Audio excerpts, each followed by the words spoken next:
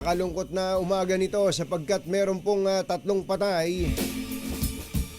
Biktima po ng karambola ng anim na sasakyan dyan sa Marikina.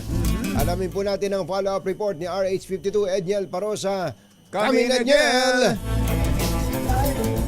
Hindi magandang balita, Jared Anthony. Hindi magandang umaga dito sa Barangay Fortune sa lungsod ng Marikina sapagkat tatlong ang kumpirmadong patay habang hindi bawawas 10 ang naitalang sugatan matapos ang karambola ng anim na sasakyan. Dito yan sa pinakabanggit natin na lugar.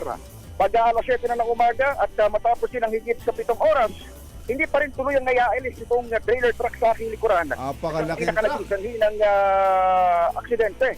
Itong trailer truck sa aking likuran, Jared Anthony, ang binabanggit sa inisyal na investigasyon ay nawalan ito ng preno dahil na ng pagkadagan at nagresulta naman sa fatal accident na binabanggit natin sa mga oras na ito. Itong kalye na ito, papakita ko lang, Jerry at Anthony, ay sarado pa rin itong kalye dahil ongoing. Anong pangalan ng kalye, Edniel? Dito yan sa Fortune. Ay, nadadaan ako dyan. Maganda yung kalsada na yan, Maganda at tahimik na lugar. Katapat lamang ito. Hindi naman ganun kabisi ang lugar na yan. Oo, katapat lamang ito ng Marikina City Rescue headquarters. Katapat natin. Ito pinaka-aksidente. Pero kahit kaharap lamang ito ng binabanggit natin na tanggapan, ay inabot pa rin hanggang sa alas 3 ng umaga bago natapos yung pinaka-retrieval doon sa mga bangkay. Latitan ko lang, Jerry at Anthony, yung pinaka-head dito ng City Rescue 161, si Sir Dave David. Sir Dave, magandang umaga, Sir H po, si Jerry at Anthony. Hindi kaganda balita. Pero sir, pakakwento niyo sa amin, kagabi pa kayo nandito at nag-supervise ng rescue. Ano bang nangyari dito sa fatal crash na ito? Magandang umaga po. Kagabi, bago mag-alas 10 ng gabi, pabiyahe ng mabiyahe itong 40-footer container van papunta dun sa pabrika at sa paahong bahagi ng kalsada na ito, apparently hindi kinaya nung truck yung kanyang load, kaya umatras siya. Kaya nung umatras siya, yung mga kasulidyang mga sasakyan ang nagkarambola na nasigasaan niya lahat ng mga kasulidyang sasakyan. Jesus, Maria Josep, dito nangyari yung insidente. Dahil sa pangyayaring yon, meron kaming naging 10 pasyente at meron 3 na casualty. 3 na matay. Ayun po ang nangyari. Opo. Sir Dave, ano bang talaga yung truck? Mapapunta sa pabrika. Base sa report sa amin ng driver sa investigasyon, bulak daw po na ginagagamitin na dadalhin doon sa pabrika ng sigarilyo. Sigarilyo? Puro pabrika kasi ito ng sigarilyo? Opo. Opo. Ano bang profile, sir, ng mga casualty natin? Dahil mayroong passenger jeepney na nadamay. Opo, dun sa passenger jeepney, yung driver po nun ay nasawi. Tapos may nakuha kami. Doon tayo nahirapan kagabi. Yung isang pahinante ng jeep, na-retrieve naman po natin siya kahit naipit po siya.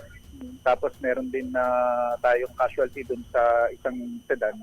Tapos yung kasama niyan na kuha din natin galing din sa yung pinakamasamang pagkakayupe.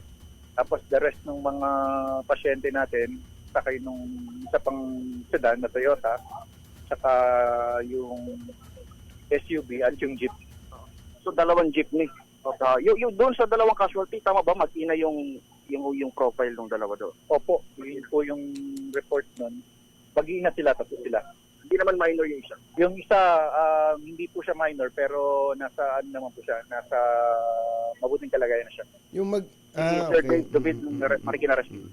Okay. Edniel, paano nangyari? Ito, tinitingnan namin tong itsura ng mga sasakyan. Parang laruan ni UP. Na UP ng husto, yung jeep, yung kotse. Ano yan, nagulungan?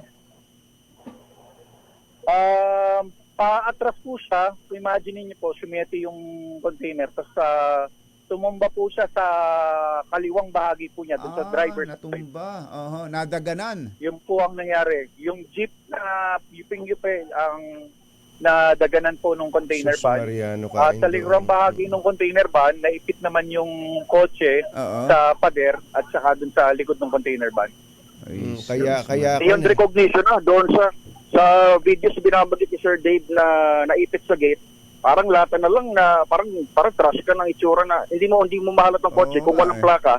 Dahil may video tayo dyan. Yun yung itsura nung yung aksidente na ito. At yung driver ay, tsaka tayo natin kung di ako nagkakamali, kinuha na ng police station dahil katabi lamang din ito ng headquarters ng Marikina Police.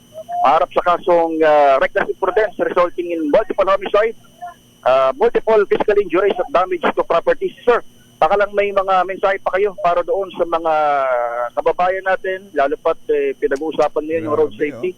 Dito lang sa Fortune, bagamat maganda yung kalsada, ay paakyat ito. At baka lang may iba pa kayong mensahe. Siguro ang mensahe namin ngayong umaga, lalo na yung mga papasok, papunta dun sa mga pabrika na dadaan sa lugar na to, pagpasensyahan nyo muna yung inconvenience. Pinipilit po namin na mabuksan agad yung kalsada para mag-normalize na po. Siguro in a few minutes ay bubuksan natin yung kalahati ng kalsada. At paalala naman sa mga motorista natin, palagian po natin i-check yung kondisyon ng ating mga sasakyan para makaiwas po tayo sa mga aksidente. Sir, si Sir Dave David ng Marikina Rescue 161, thank you sir sa serbisyo. Kagabi pa kayo sir. So more or less 8 hours na pala ito, Jared Anthony, at patuloy ang clearing operations dito sa Fortune sa lungsod ng Marikina. Live mula dito sa lungsod ng Marikina, ito pa rin si Edniel Parrosa, nag-uulat para sa DZRH. Una sa Pilipinas, una sa Pilipino. Maraming salamat, Edniel.